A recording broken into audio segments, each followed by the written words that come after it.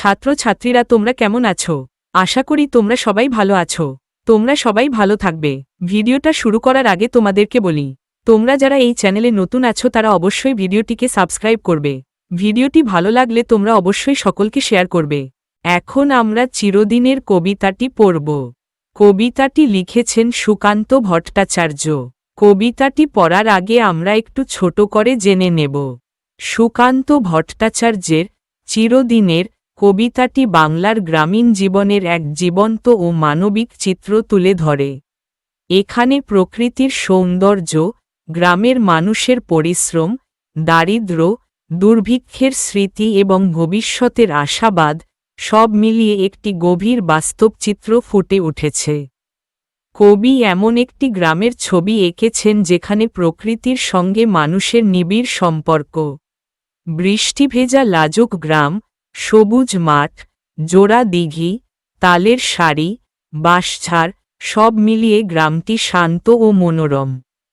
এখানে সময় যেন থেমে গেছে, শহরের ব্যস্ততা নেই, আছে সহজ সরল জীবন। গ্রামের মানুষ দুর্ভিক্ষ ও দারিদ্র্যের কষ্ট বয়ে বেড়ালেও তারা কর্মঠ। কৃষক মাঠে কাজ করে, কৃষক বধূ ঢেকিতে ধান ভানে, কামার, কুমোর ও তাঁতি নিজেদের কাজে ব্যস্ত থাকে। সন্ধ্যায় প্রতিটি ঘরে প্রদীপ জ্বলে, আর রাতে ঠাকুমা নাতনিকে দুর্ভিক্ষের ভয়াবহ দিনের গল্প শোনান। এতে অতীতের কষ্টের স্মৃতি বর্তমানের জীবনের সঙ্গে মিশে যায়। কবিতার শেষাংশে কৃষক বধূ সবুজ শস্যক্ষেতের দিকে তাকিয়ে যেন এক নতুন যুগের আগমনের আভাস পায়। এই সবুজ ফসলে সুবর্ণ যুগ আসে পংক্তিটি ভবিষ্যতের সমৃদ্ধি, আশা এবং নতুন সমাজ গঠনের স্বপ্নের প্রতীক। কবিতাটিতে বাংলার গ্রামীণ জীবনের সৌন্দর্য, মানুষের শ্রমনিষ্ঠা, দুর্ভিক্ষের করুণ স্মৃতি এবং কৃষিভিত্তিক সমাজের ভবিষ্যৎ সমৃদ্ধির আশাকে একসঙ্গে প্রকাশ করা হয়েছে। সুকান্ত দেখিয়েছেন, সংগ্রাম ও কষ্টের মধ্যেও মানুষ আশাবাদী থাকে এবং নতুন দিনের স্বপ্ন দেখে। সুকান্ত ভট্টাচার্যের চিরদিনের কবিতাটির লাইন বাই লাইন বিশ্লেষণ দেওয়া হল। প্রথম স্তবক, 1 নম্বর লাইন। এখানে বৃষ্টিমুখর লাজুক গায়ে কবি একটি শান্ত, বৃষ্টিস্নাত, নিরিবিলি গ্রামের পরিচয় দিচ্ছেন। লাজুক গা বলতে গ্রামের সরল ও নিরহংকার স্বভাব বোঝানো হয়েছে। 2 নম্বর লাইন। এসে থেমে গেছে ব্যস্ত ঘড়ির কাঁটা। গ্রামের জীবন এতটাই ধীর ও শান্ত যে মনে হয় সময়ের ব্যস্ততাও এখানে থেমে গেছে। 3 নম্বর লাইন। সবুজ মাঠেরা পথ দেয় পায়ে পায়ে। চারদিকে সবুজ মাঠ বিস্তৃত, মাঠের ভেতর দিয়েই মানুষ চলাফেরা করে। 4 নম্বর লাইন। পথ নেই, তবু এখানে যে পথ হাঁটা। পাকা রাস্তা না থাকলেও মানুষের চলাচলে স্বাভাবিক পথ তৈরি হয়েছে। 5 নম্বর লাইন। জোড়া দিঘি, তার পাড়েতে তালের সারি। গ্রামের প্রাকৃতিক সৌন্দর্য ফুটে উঠেছে, 2টি বড় দিঘি ও তার পাড়ে সারিবদ্ধ তালগাছ। 6 নম্বর লাইন। দূরে বাঁশঝাড়ে আত্মদানের সাড়া। বাতাসে বাঁশঝাড়ের শব্দ যেন আত্মত্যাগের আহ্বান জানায়। এটি সংগ্রাম ও ত্যাগের প্রতীক। 7 নম্বর লাইন। পচা জল আর মশায় অহংকারী। গ্রামের একটি বাস্তব সমস্যা তুলে ধরা হয়েছে, জলাবদ্ধতা ও মশার উপদ্রব। 8 নম্বর লাইন। নীরব এখানে অমর কিষানপাড়া। কৃষকদের গ্রাম শান্ত, কিন্তু তাদের শ্রম ও অবদান চিরকাল অমর। দ্বিতীয় স্তবক, 9 নম্বর লাইন। এ গ্রামের পাশে মজা নদী 12 মাস। গ্রামের পাশের নদী বছরের অধিকাংশ সময় শুকনো থাকে। 10 নম্বর লাইন। বর্ষায় আজ বিদ্রোহ বুঝি করে। বর্ষায় নদী জেগে ওঠে, প্রবল স্রোতে যেন বিদ্রোহ ঘোষণা করে। 11 নম্বর লাইন।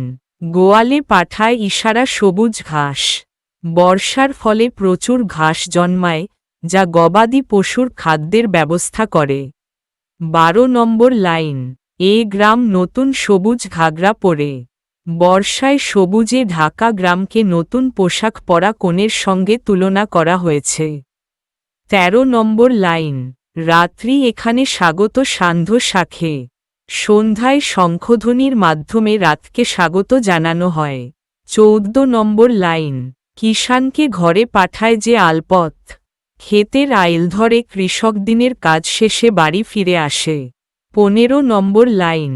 বুড়ো বটতলা পরস্পরকে ডাকে, গ্রামের মানুষ বটগাছের নিচে একত্রিত হয়। 16 নম্বর লাইন।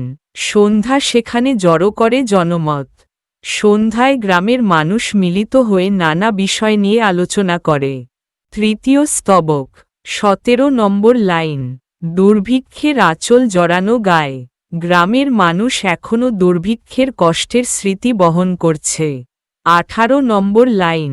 এ গ্রামের লোক আজও সব কাজ করে, কষ্ট সত্ত্বেও তারা কর্মবিমুখ নয়, নিয়মিত কাজ করে। 19 নম্বর লাইন। কৃষক বধূরা ঢেকিকে নাচায় পায়, কৃষকের স্ত্রী ঢেকিতে ধান ভেনে সংসারের কাজ করেন। 20 নম্বর লাইন। প্রতি সন্ধ্যায় দ্বীপ জ্বলে ঘরে ঘরে, প্রতিদিন সন্ধ্যায় প্রতিটি ঘরে প্রদীপ জ্বলে, যা আশা ও পারিবারিক জীবনের প্রতীক। চতুর্থ স্তবক। 21 নম্বর লাইন। রাত্রি হলেই দাওয়ার অন্ধকারে, রাতে উঠোনে বা দাওয়ায় পরিবারের সবাই বসে। 22 নম্বর লাইন। ঠাকুমা গল্প শোনায় যে নাতনিকে, ঠাকুমা নাতনিকে অতীতের গল্প শোনান। 23 নম্বর লাইন। কেমন করে সে আকালেতে গতবারে, তিনি দুর্ভিক্ষের সময়কার ভয়াবহ ঘটনার কথা বলেন। 24 নম্বর লাইন।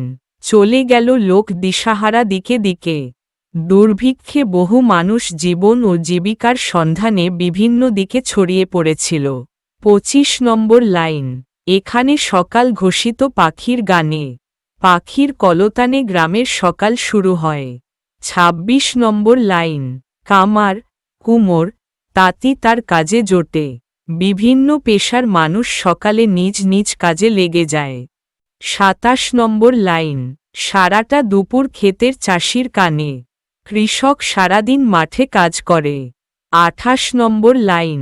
একটানা আর বিচিত্র ধ্বনি ওঠে, মাঠজুড়ে প্রকৃতি ও শ্রমের নানা রকম শব্দ শোনা যায়। পঞ্চম স্তবক। 29 নম্বর লাইন। হঠাৎ সেদিন জল আনবার পথে, একদিন জল আনতে যাওয়ার সময় একটি ঘটনা ঘটে। 30 নম্বর লাইন। কৃষক বধূ সে থমকে তাকায় পাশে, কৃষক বধূ হঠাৎ থেমে চারপাশে তাকায়। 31 নম্বর লাইন। ঘোমটা তুলে সে দেখে নেয় কোনো মতে, লজ্জা সামলে ঘোমটা সরিয়ে এসে চারপাশের দৃশ্য দেখে।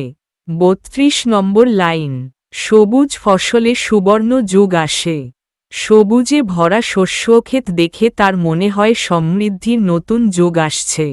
এটি কবিতার আশাবাদী উপসংহার, যেখানে কৃষিভিত্তিক সমাজের উজ্জ্বল ভবিষ্যতের স্বপ্ন প্রকাশ পেয়েছে। এই কবিতায় সুকান্ত ভট্টাচার্য বাংলার গ্রামীণ জীবনের প্রকৃত সৌন্দর্য, সাধারণ মানুষের কঠোর পরিশ্রম, দুর্ভিক্ষের তিক্ত স্মৃতি এবং ভবিষ্যতের সমৃদ্ধির স্বপ্নকে একসূত্রে গেঁথেছেন।